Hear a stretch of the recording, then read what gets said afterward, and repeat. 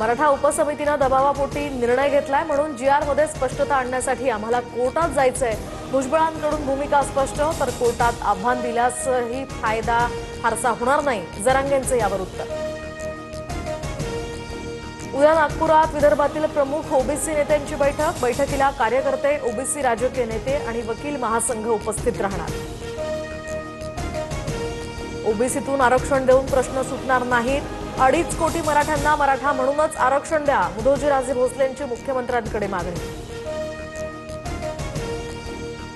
महाराष्ट्रात अतिवृष्टीमुळे 29 जिल्ह्यांमध्ये 14,44,749 हेक्टर शेतीचं नुकसान।